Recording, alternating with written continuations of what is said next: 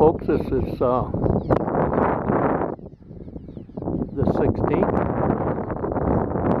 This bridge that I'm standing on here, and we'll swing around, get a look at the thing. Crosses the North Platte River at a place called Bessemer Bend. And the significance of Bessemer Bend, as far as the immigrants, if they hadn't already crossed the Platte down in Casper or Esenville, 12, 14 miles downriver from here, this was the last place where they could safely cross the Platte. If they stayed with it any further here, the Platte makes, if you go on up river, makes a sharp turn to the south, clear down into the Rocky Mountains in Colorado. So after being for months, they crossed it here for the final time.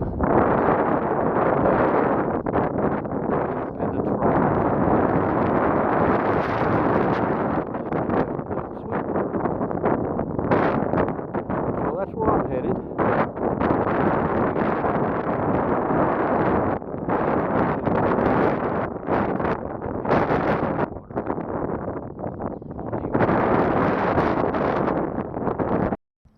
And it's Bessemer Bend again, and there's a beautiful park here and some nice markers.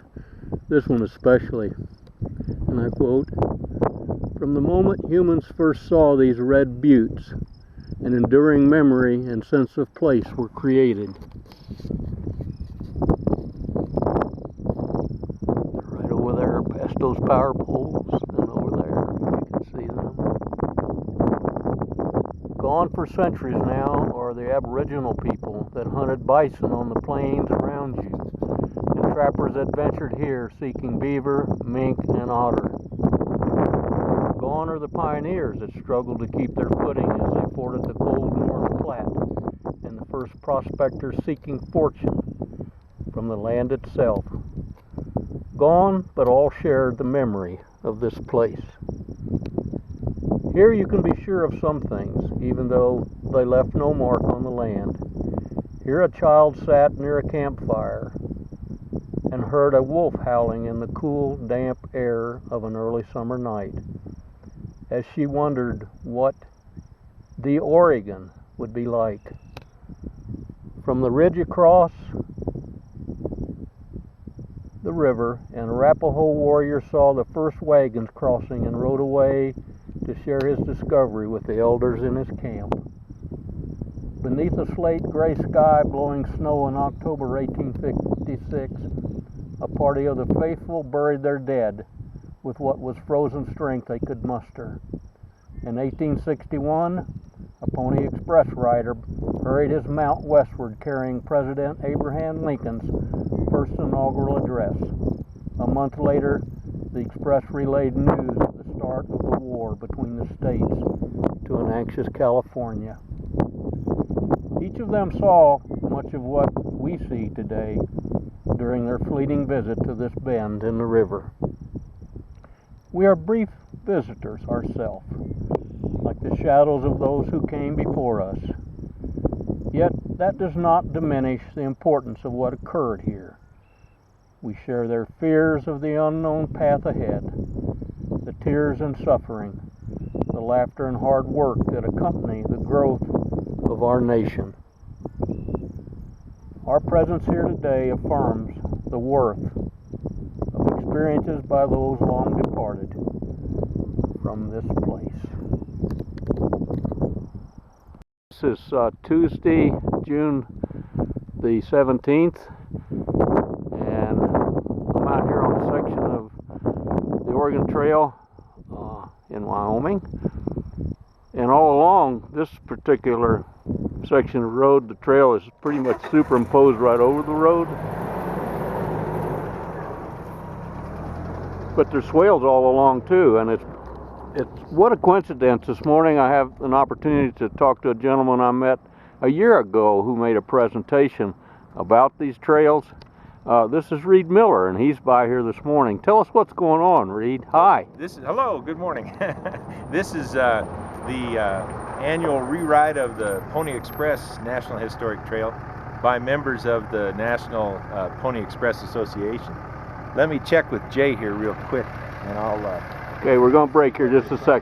Entourage coming through. We're waiting for the riders to come. They're about an hour and a half ahead now. Would you continue, Reed? Tell us a little bit more about this. Yes, we just spoke with Jay Jensen, who is the state president for the Wyoming chapter of the National Pony Express Association, and he's coordinating this portion of the route in here. And we're about midway between Red Buttes and Willow Springs, which is a 15-mile stretch that the immigrants along the Oregon Trail would make in one day. Typically, camp at both those locations. Willow Springs, just up this grade a few miles, is right at the foot of a hill that required the immigrants to climb 400 vertical feet in 1 mile. So it was a pretty strenuous workout for their draft animals.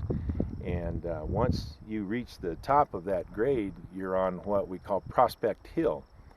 William Clayton called it that when he came through in 1847 with Brigham Young's party, because of the prospect, or the view, of the Sweetwater River Valley and the stony or granite mountains that they saw down there. Beautiful view from up there.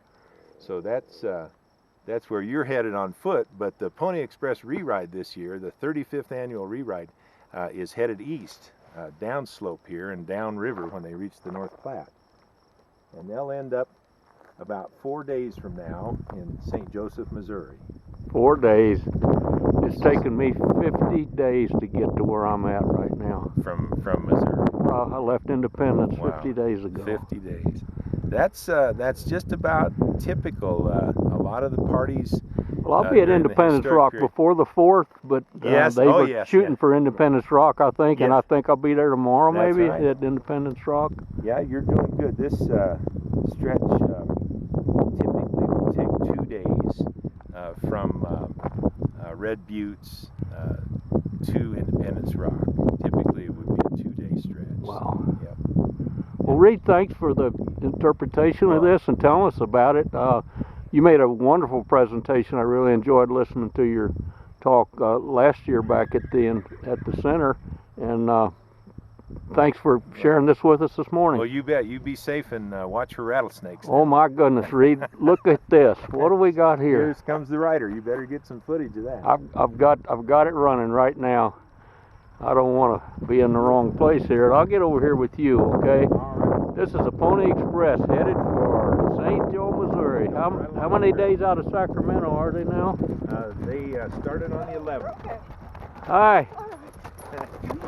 On the 11th. Wow. So 6 days out of Sacramento. 6 days out of Sacramento. Look at them go. Oh, for goodness sakes. Well, I'm taking a little more leisure pace.